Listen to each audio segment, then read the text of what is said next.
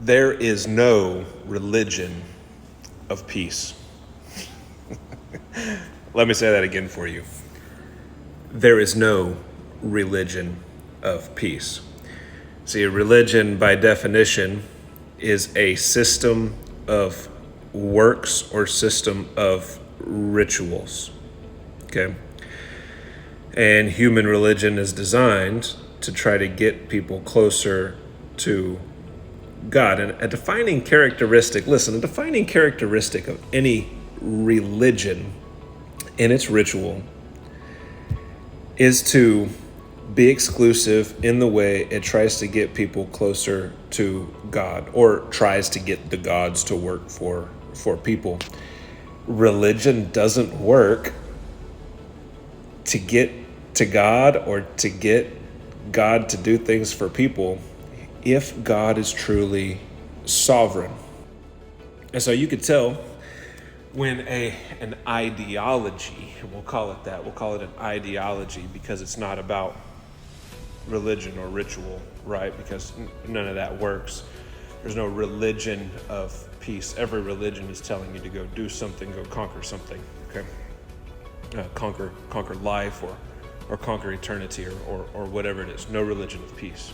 You can tell an ideology is false, if it claims this is a religion, a ritual of peace, because it doesn't even make sense. It's a nonsensical statement to say any religion is a religion of peace.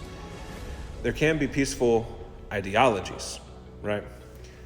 So an ideology that says you have to go and convert the whole world to this religion in order for the world to be saved is not an ideology of peace. It's an ideology of submission. It is an ideology of imperialism. That's what it is. It's that kind of ideology. People have used the Bible to develop that kind of ideology.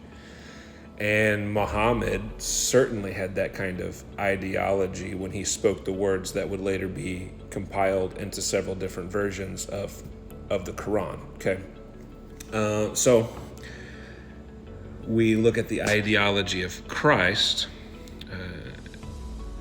against that sort of ideology, and the ideology presented in the Bible, which literally tells us to love our enemies and pray for those who persecute us. It's quite a different kind of ideology, and that's not a religious perspective.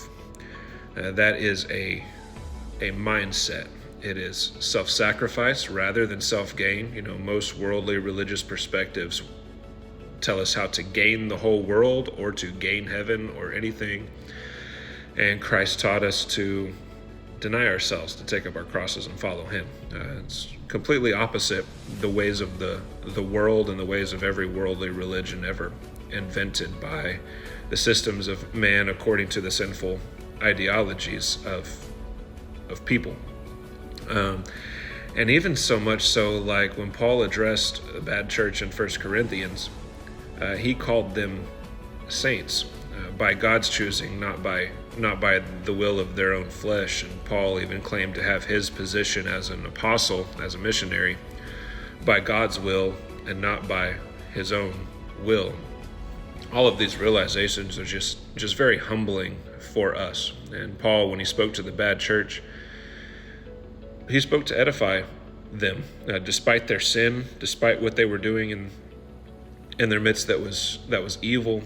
He spoke grace and peace to them, and everything he wrote in 1 Corinthians as a matter of correction, he wrote so that they would be edified, so that they would experience grace. And so as we are speaking to one another, especially in our culture right now across ideological lines, maybe we should stop speaking words that sound like hatred and start sharing the gospel of grace and peace in Christ, so that people can be free from the bondage of their sin, so that people can be free from the bondage of their religious works, so that people can be free from the bondage of their hatred.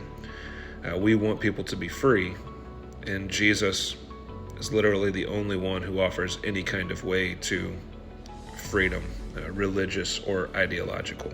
So let's invite people to Christ. Let's love people.